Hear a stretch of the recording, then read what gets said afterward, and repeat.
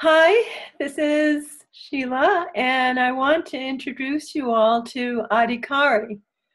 I've known Adhikari maybe 25 years, could be that long. I've lived in Boulder. 1994. Was it 94? Well, I've lived in Boulder 95. since Yep. 95, so it's a long time. We've walked the walk together. Yep. Adhikari, when you came to the first temple, of course, I didn't know it was a temple then, the first gathering of women back in Mount Airy, Maryland, you had described yourself as an atheist. Am I right? Yes. Yeah. And a communist, but definitely I saw myself as an atheist at that time. Yeah. Yeah. And what's happened in all these years? Wow. How could you ever describe that? I think I've gone through about 100 different lifetimes since that one. But yeah, I'll never forget that weekend because it was the first time I had prayed in 20 years. It was an intensive weekend you had. It was in 1994. Was it 94? Oh. Yeah, because I remember three things happened that year that were very opening. My father passed. My mother was diagnosed with dementia. My son graduated from high school, was off to college. So, but yes, no, I remember that. And I remember sobbing because it was the first time I opened up to pray in that many years. Oh. And then to think, I mean, you contributed so much to my opening spiritually. I mean, how could I ever describe all of that? The giveaways, we gave away what was most precious. That opened me up. The Creststone retreat in 1996, where I had that profound awakening, where we were in silence for 3 days.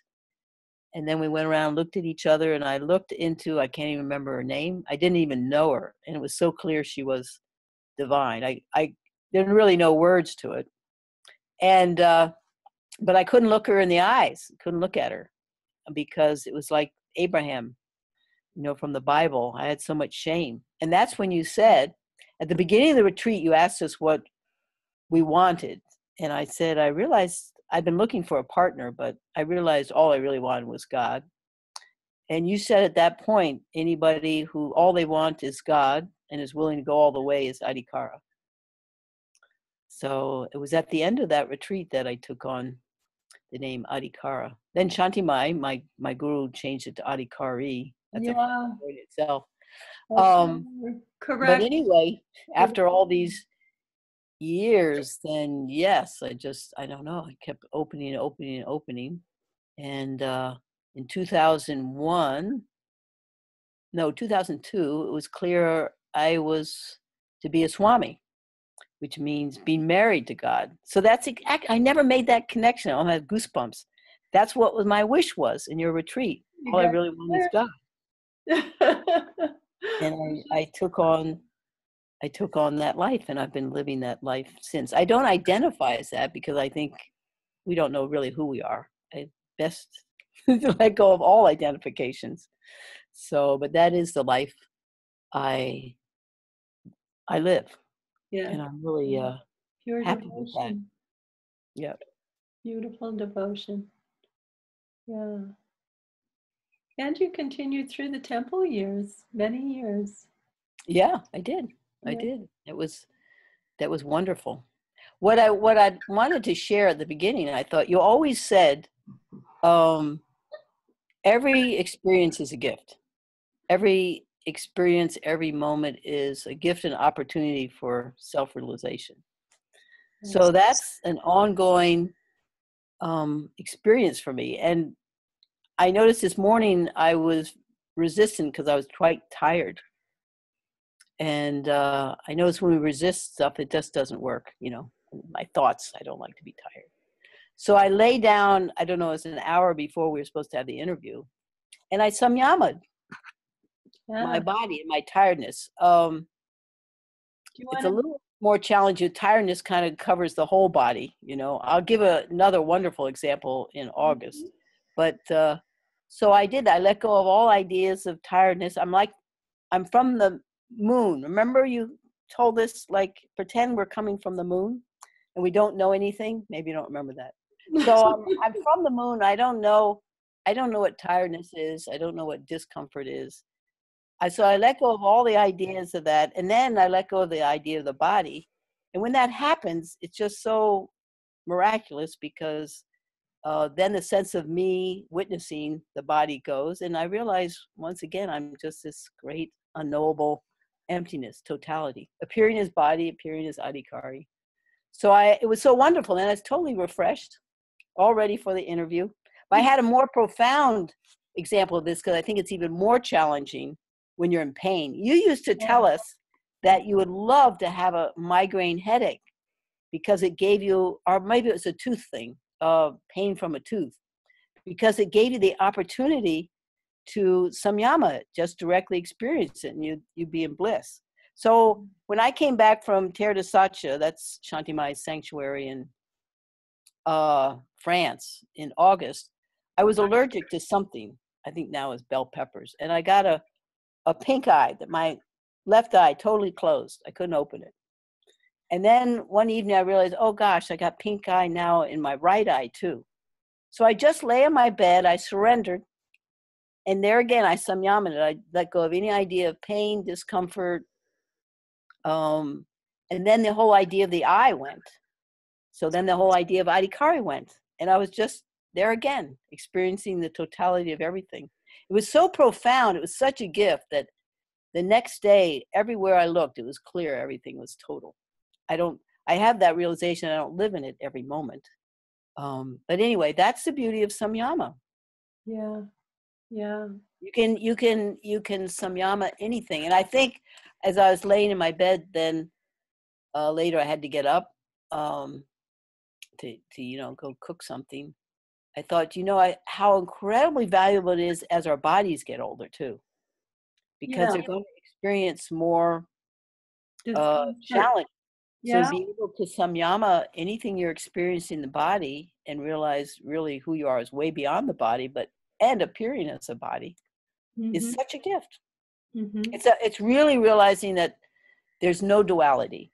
It's just our thinking that creates that sense of duality. So when you drop all the thoughts, and that's to me just a constant thing, just drop, or see through them, then you're so clear there's no real duality.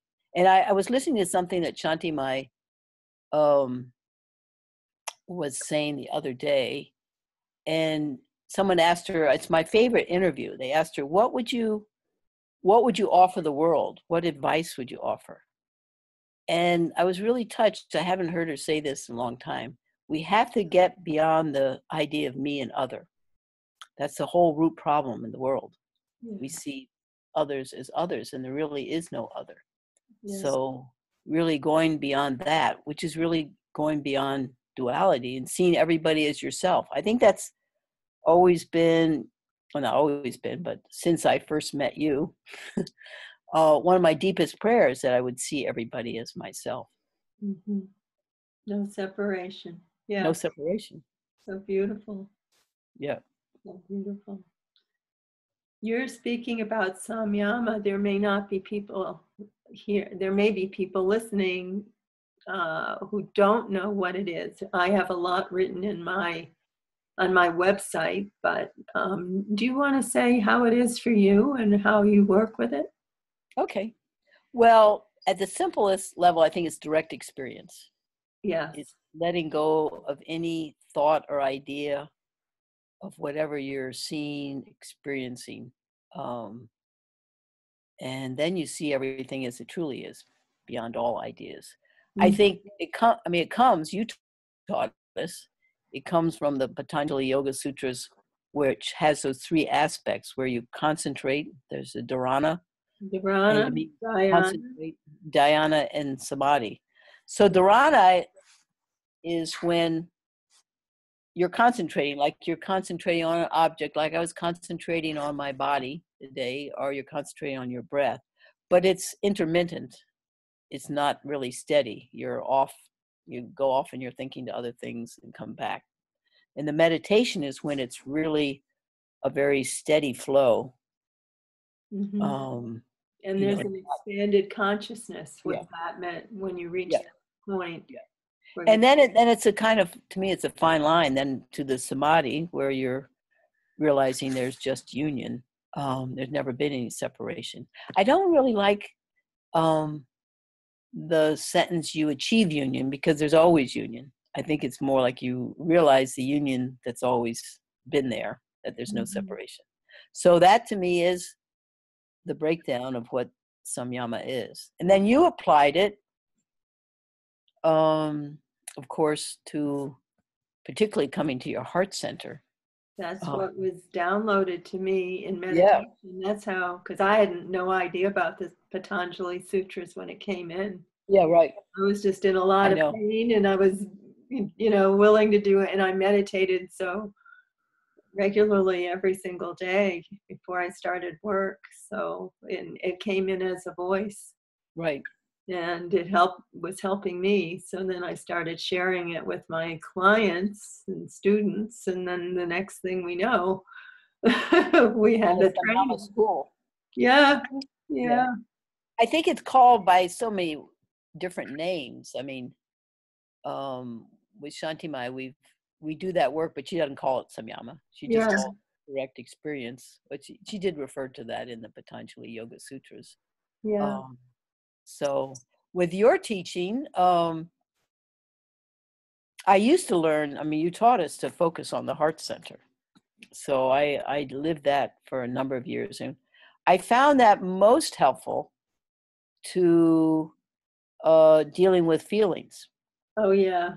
And I still, with people I work with, like I was working with a woman this morning, I was helping her come to her heart center through the back door. We could do that sometime. Everybody loves that. To come stay down in your center, or your heart center, and then just bringing in any feeling. I think it's most helpful with grief, because when I've had, and I don't have much grief these days. I remember one of the last times I had it was when I lost my mala at Lucy's Pond. Out it.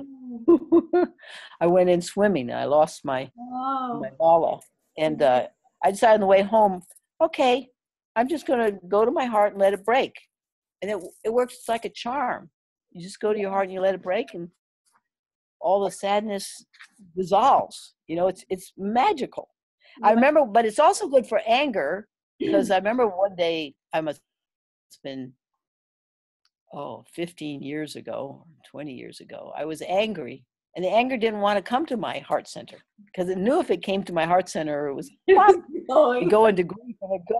So after 10 minutes, finally, the anger came in, and sure enough, then it went to the grief, and I felt the grief, and it was gone. So now as I wrote you,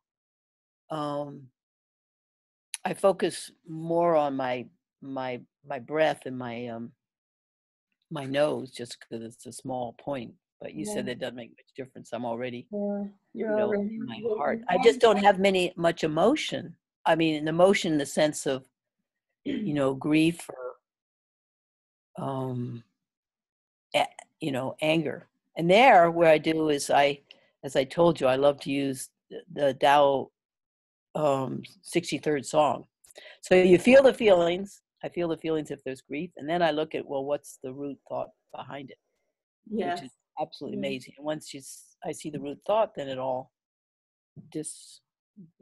unravels. But there's obviously, you can't deny the feeling. You have to let yourself have that and give it expression. Yes. And sometimes it takes more than one session if it's something very deep. If we're dealing with trauma. Yeah. For sure. Rage. Yep. There's a woman who called me for help. She's so sweet.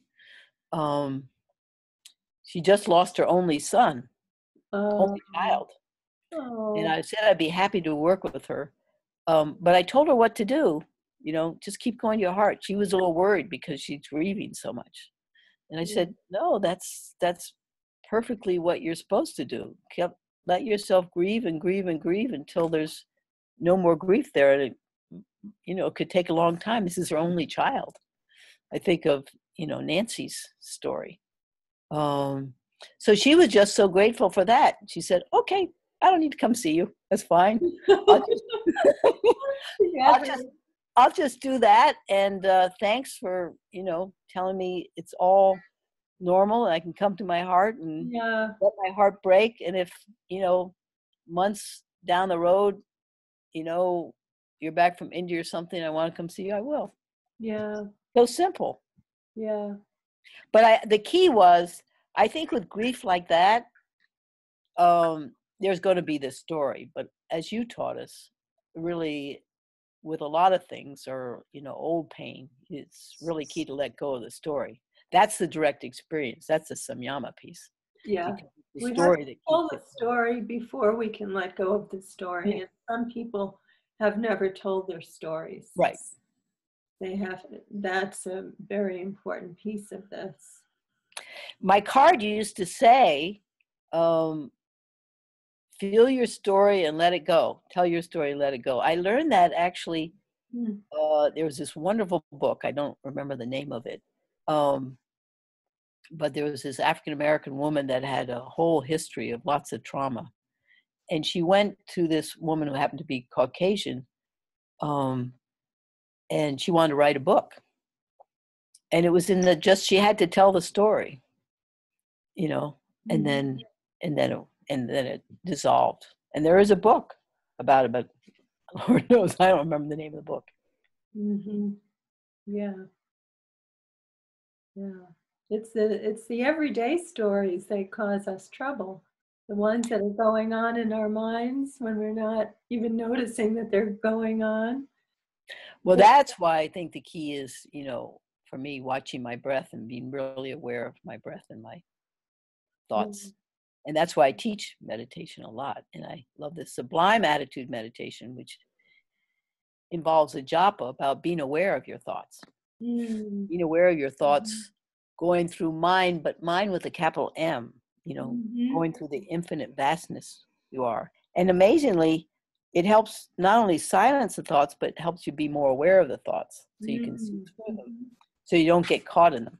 And we were talking about the biggest thought that's troublesome is wishing things to be different than the way they are.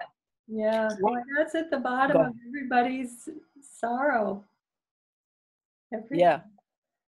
But if you catch it quickly, see, it rarely reaches the point of sorrow with me anymore. Yeah. I was with my niece's family a couple Christmases ago. And Christmas Eve, I noticed I couldn't go to sleep, and I was like an angst. And then, so I did this 63rd song. So, okay, what's the root, thought behind this? And the minute I saw it's just wishing my family were different than the way they are. Then it dissolved. I went to sleep. Yeah. That's a root thought with, and it wasn't even a sorrow. It was more like, an angst, like I don't know how to describe it. An irritation. Painful. Yeah. Painful to want things to be different. Yeah. That's the root of, as you told us, root of most all suffering. Ganjaji used to say that too. I mean, all great masters, I think, say that. Yeah, it's the bottom line, isn't it? So to want what you have and don't want what you don't have. Yeah. That's where the Patanjali Yoga Sutras, the online intensive with Shantimai I took, was so incredibly helpful, because there's this part in the sutras where it talks about loosening the grip of what you're attached to. Mm-hmm. And I used 4 things. First of all, I saw that most all desires like that are just a thought. Mm-hmm. It's just a stream of letters. So I've become aware of that. All right, chant Om Pranamadaha Pranamidam. I don't know if you know that chant. No, I don't know. Oh, it's wonderful. It means this is perfect, that is perfect. From the perfect springs the perfect. Yeah. Take the perfect from the perfect, and only the perfect remains. But perfect means whole and total. Yes. So actually, when I felt grief sometimes, I've chanted that and gone to my heart, and it's like a magic 2-potion thing. I had an experience that was profound. I don't know, a year and a half ago with my camera. I I'd been in France and I had left my water bottle in someone's car, and it slipped underneath the seat, so I forgot it was there. And I made a makeshift container for carrying water if I was going about town. So one morning I woke up and I was tired, so I'm more unaware when I'm tired. So I put my camera in my backpack. I was going to the zoo with a friend with 2 little boys. And then I put my makeshift water thing on top, but I wasn't careful or paid attention to the fact that I didn't screw it on tight. So I'm in the bathroom and all of a sudden I hear glump, glump, glump, glump, glump, water going over my whole camera, ruining my camera. Oh, no. What I did is I lay in my bed and I went to my heart center and I chanted Om Pranamadaha, and I came to describe how powerful it was. It was so clear that the camera was spirit, I was spirit, the breaking of the camera was spirit. It was all fine. Divine arrangement. Divine arrangement. Yeah. It's somehow when I take in something challenging like that, and go to that place where I directly experience divine arrangement, it's fine. Yeah. So divine arrangement must be exactly the same thing as Om Pranamadaha Pranamidam. It sounds like it. Yes. It is. Yes. Because it's saying it's so mysterious. We don't know. Everything is divine. Everything is divinely arranged. Yep. Yeah. It's whole and perfect. That's what divinity is arranged in that moment. It gets me, and it certainly gets a lot of people I've taught this to through some very tough times. Yeah. And it's not a way of denying what is painful or terrible or whatever it is. It's a way of holding it in a much larger container than just what the mind can imagine. Yeah. Well, that's I think that really is exactly the same thing as chanting Om Pranamadaha Pranamidam, because it's saying that everything, no matter what happens, is the great mystery. Yeah. We don't have to we don't understand it with the thoughts, but that's what it is. So even the worst thing in the world is Om Pranamadaha, or the biggest mistake. Yes. Is that. Yeah. The question is, are there mistakes? Yeah, no, that's a good question. I think you realize you learn from it. It's not a mistake. Yeah. You learn from everything. You learn from the errors. Yeah, probably you could say it's not a mistake. Yeah, it's true. I like the word error or benefit. So, you can't say they're errors, I think, It's okay. We're always learning. Yeah, we are. And they're expressions of the divine arrangement, Om Pranamadaha. Yeah. There's nothing that's not. Mm-hmm. Imagine living in a world like that, of no separation, and everybody recognizing that whatever happens is divinely arranged. Right. Sure. There's some benefit. There is no separation. It's not even imagining it. It's everybody. I think that's what you meant. Everybody realizing. Yeah. That there's no separation, and that everything is, whole and perfect and divinely arranged as it is. Yep. Yeah. It would be a very different experience. Yes, it would. Although we have those experiences, I think, in our smaller groups, Say that again? I think we've had those that experience. I'm saying now, I'm realizing, well, I've had that experience when I've been in groups, small groups, where everybody is more or less in that paradigm of really understanding and knowing that everything is divine arrangement, that there is perfection, even in the things that cause us pain.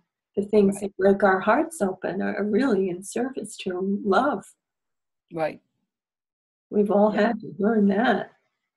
Yep. burns away anything that appears as other than love. And it's all Yeah. love. Yeah. Yeah. It's a very hot, wonderful fire. Yeah. Yeah. Used to talk about the fire. It just gets hotter and hotter. It does, doesn't it? Happy fire. Yep. Yeah, which is great. Great. I woke up this Nothing but morning and I fire. thought my hair was on fire. There was I hadn't gone to Kundalini yoga in more than a week. And I guess I had a lot of Shakti back up. Oh And yeah. boy, I felt like my hair was on fire. Interesting.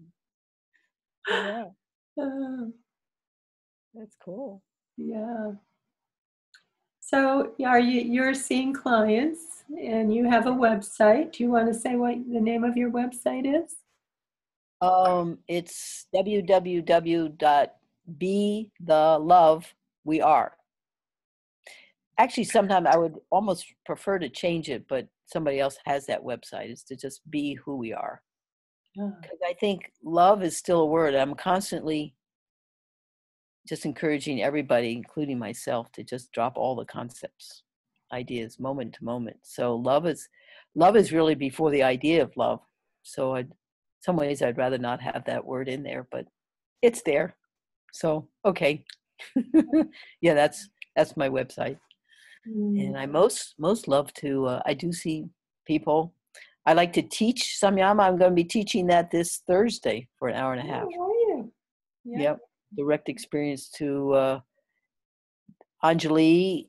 She's the head of Baltimore Yoga Village. She's teaching a class on Ayurvedas, but she says actually it's the same root. Oh. So she asked me to come in because she's going to be coming from across the world and has some jet lag. Or I might, yeah. So I love to teach. Yeah. I love to teach Samyama using sacred text. I love to teach meditation. Yeah, I'm most interested in people waking up, whatever Yeah. small way I can Yeah, me too. support them in that. Gives That's, me joy. yep, that's the greatest joy. Mm. And don't you feel like things are really shifting Oh, I on the do. planet? The energy downloads are so intense sometimes, and there's a lot of awakening Yep. happening. I see it in people. We go online and there are a zillion websites now with Yeah. some angle on awakening, whether it's channeling or I don't know, other modalities of working with your stuff. It's beautiful that so much is happening. Yep. Yep. And They we've don't got report front about it row in the news. seats. What's that? We've got front row seats. What Yeah, did right. what did you say? Well, they don't report about it in the news. They don't Oh want no, you people only to see the know that dark people are side. awake. Yep. Yeah. So, but it's there. I like how Shanti Mai describes it as tsunami of Yeah. awakening. It's Oh like an yeah. undercurrent, Yeah. It's beautiful. That's a beautiful image for that. Yeah.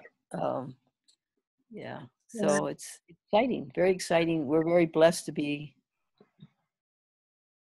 present in, in planet during this time. Yeah. Yeah. I think we were sent here for participation in all of this. Yeah. Even though I think it's challenging too. I like Jesus's term. You have to be in the world, but not of the world. Mm-hmm. You know. Mm-hmm. A lot of people I know notice don't want to look at anything dark Mm. or think about even in their own childhoods, for instance. You come across that? I guess so, but I think most people. I don't know. I don't find that much. No, I think it's. I mean, I myself stay a lot in the present. I've Well, yes. done a lot of work in the past, but even with people I work with, um, I say they're really in the present. Remember how you said all the healing happens in the now? Yeah. So somebody's pain, um, like I had a situation where I could see I was projecting on somebody. You know, I was projecting my older brother, and but I was in this moment. I didn't really want to go to the past, so I had to just feel the sadness about that, and then it, pass through. I like to help people look a lot about projections. Yeah, that's very Projecting onto somebody else, because that happens, so much. yeah. And then once you're aware of it, I've seen once people are aware of it, it can shift. They might feel the sadness or about it, but then it can shift. I think that's where awareness is so key. Once you're aware of something, Oh, it changes everything. Changes everything. And I think with projection, once people realize they're projecting, it removes that sense of separation. Yeah, you're right. Because what they're projecting too is in their experience. Yeah. And nothing they see or project is separate from their experience. Yeah, well, I guess we project so much. Well, it's something I realized in this Tao assignment from Shanti Maya is we're supposed to let go of all of our assumptions. And I realized when I was doing that, oh my gosh, how much I assume all over the place. We all do. Incredible. But so there again, when I'm aware of it, then it drops away. Yeah. Oh, I assumed that, or I assumed that, or I assumed that. Who was it? She said that somebody's definition of enlightenment, though there's really no different definition you could give, is living without projection. Huh. That's an interesting, not just projecting onto people, projecting, I guess, any idea, or projecting into the future, projecting into the past. It all speaks to the dreamlike nature of existence, how we dream all this. We agree to call this, and that. We're in the dream time. We're in the dream time. Yeah. Fascinating to look at, life in that way. Yeah. And also incredibly beautiful to look at it from the place of now. Yep. That's all there is, right? That's all there is.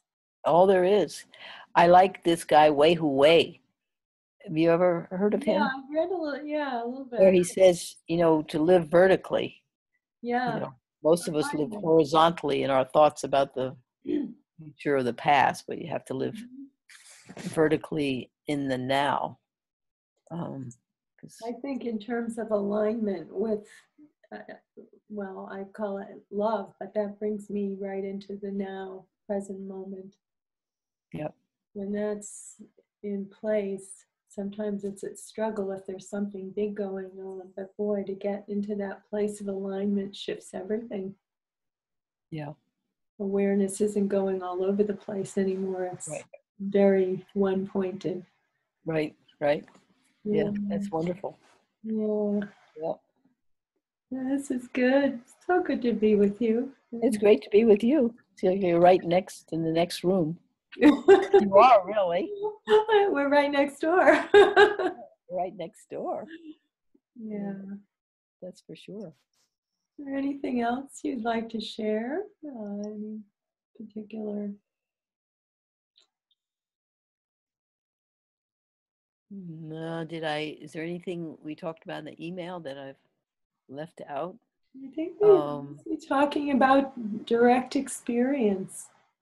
I mean, that's the name of the game, really. Direct experience in the now. Yep, it's all about directly experiencing everything. I think I'd like to talk about transparency, because that's a experience or a concept that Shanti Maya introduced. Being able to see through everything. So, so you see through your thoughts, you see through, everything you can see, there's so much beauty around, and it's great to enjoy that. You've always pointed out how wonderful that is, but to have that and see through that to what anything truly is, beyond and before all words or experiences. So you can have both experiences, and there's nothing that's It's not to get rid of anything. No, There's that's the most important thing. no enemies. Somebody said to me, well, are you trying to say you shouldn't enjoy the flowers, or you shouldn't enjoy making love? Or no, you can enjoy that. It's, if you live in just that realization, it's a problem, because then you're going to experience separation. But if you can experience that and see through to what everything, the flower, the plants, everybody is, before and beyond all thoughts, and that is still there. There's the flowers still appearing, and everything's still appearing. They're all an expression. Who is it? John Lam Lash would say everything is divine imagination. That's all of this is, beautiful. everything is the divine's imagination, including you, including me, including everybody, everybody. everything. It's like the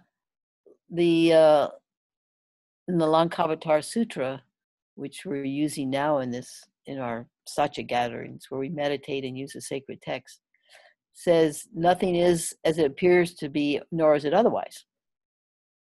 Yeah. So that's the totality. The totality, yes. Everything's so. What's that? It's like a paradox. We're holding both. Yeah. It is and it isn't.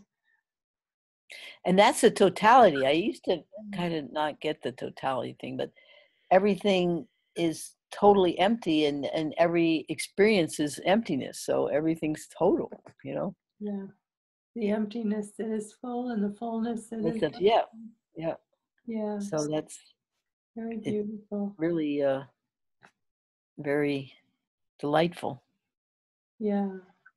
Well, we're back to that, the experience of oneness.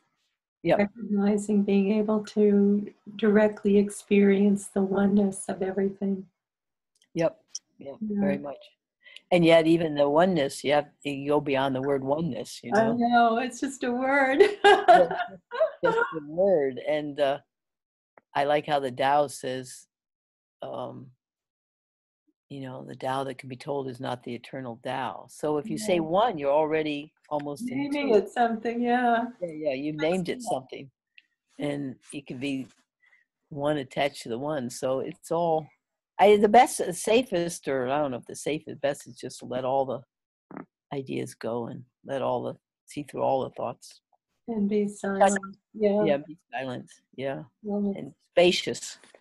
I like going to the experience, and I have people do that, feel the spaciousness they are. You gave that book I've always loved, Open to the Unknown by John Klein. Mm-hmm. Mm-hmm. And feeling, just sensing the spaciousness in all directions. I like this 4-part breath we learned in the Sublime Attitude, where you breathe in and then you rest in that stillness and that spaciousness. And then you breathe out deeply and rest in the spaciousness, because that gives you such a sense of the totality you are. You can only be it. You can't know it. But he was the one who first introduced that. Experience, but he taught us, you taught us how to do this meditation, where you put your awareness way in front and the left and the right and back, and then you drop all the visualizations, and then you sense the spaciousness and you breathe in and out of that. It's a wonderful, wonderful meditation. You can feel and I find that very powerful for people's healing too. Mm-hmm. I have people go to the spaciousness they are, feel the totality, and then bring something from the past that was painful into their consciousness and into the images and the feeling. And what invariably everybody experiences, the intensity is taken away. Mm-hmm. Because when we were little, we took everything personally, because how we were conditioned. But when you experience something from your totality, it's a totally different experience. Yeah. You do that over and over again, and the feelings dissolve, the images go. He was the one who said it's a very fine art. He didn't use the word Samyama. Very fine art to experience a feeling without putting a label on it. So Right. like fear, once Yeah. you put the label fear on it, you're no longer in the direct experience of fear. And actually you move away from fear. So it's harder for it to dissolve. Yeah. Yeah. I That's often encourage people to feel things that they're naming anxiety or right. fear or whatever. And I do that myself. I don't name things Right. or when I have things. There again, that's a direct experience. Yeah. Yeah. Direct experience is pretty addictive, isn't it? Yeah, why would we want to do anything but? I think that's what we want to do most of the time, except when we get caught, then we're, and it goes back, the other direct experience reveals that there's no duality really. Yes. It's Yeah. the object. I got that at a much deeper level, the Sing Sing Ming text. And Shanti did a number of transmissions on that, and I've been transcribing because I hope she does a little book on the commentary. And I got it, it's really Samyama, but somehow I got it at a deeper level that if you drop the thought of the object, then the subject, the thought of the subject goes. The subject and object goes. I said, wow, that's what it's all about. That's what Samyama is about. Mm-hmm.